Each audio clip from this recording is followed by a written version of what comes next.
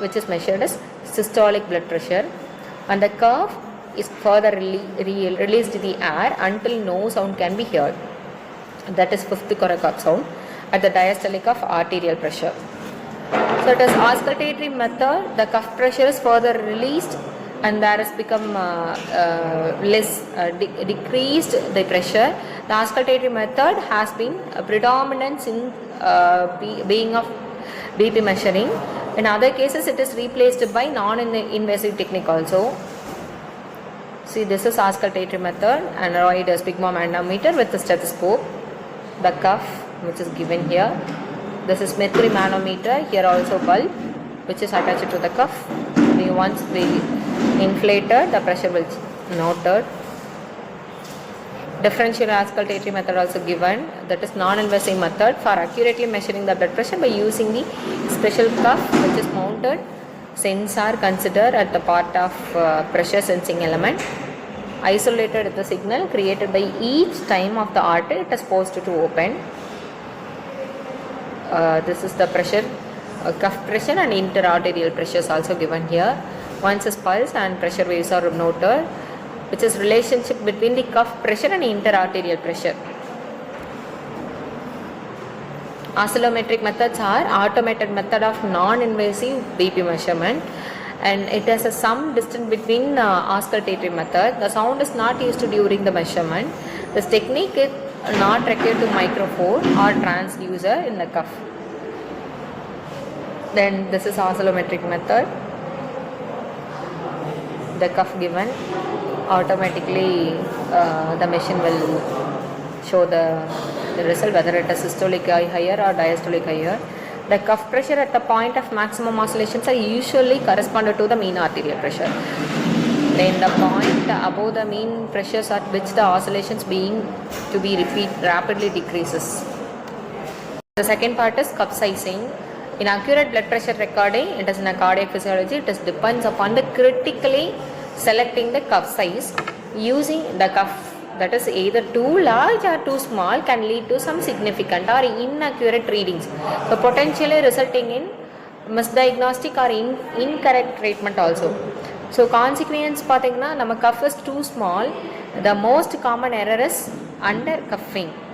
Too small, it is under cuffing, and the cuff squeeze the arm too tightly and causing internal cuff pressure to increases disproportionately, increases in number, and the sphygmomanometer must inflate higher pressure to occlude the artery, so which produces falsely high reading.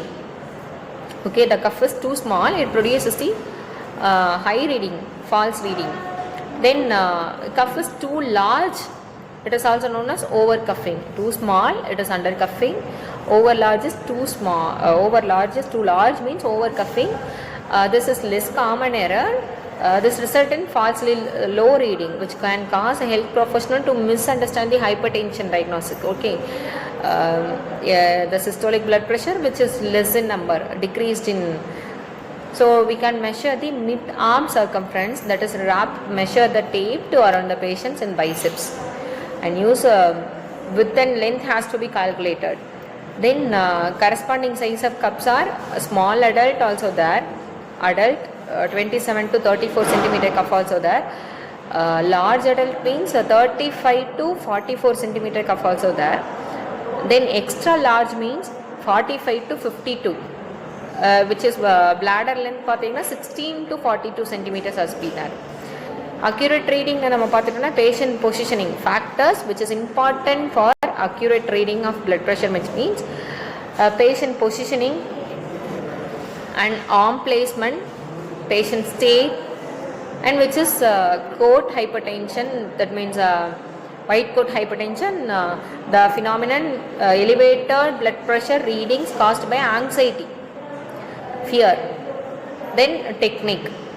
So one is patient positioning, arm placement, patient state, and white coat hypertension technique.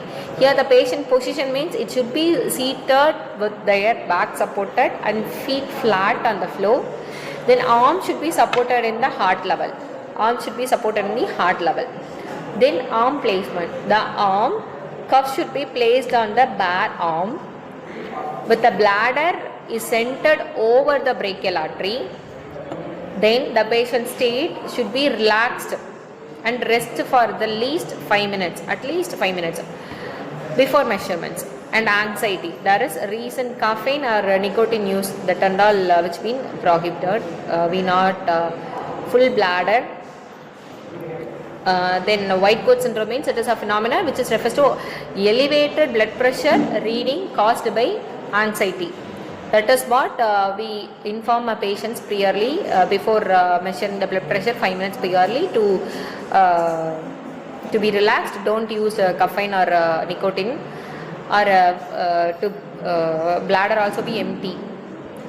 Then technique, a proper cuff inflation and consists to be deflated rate and important for accurate auscultatory reading using stethoscope et al, which is very important to know systolic and diastolic blood pressure.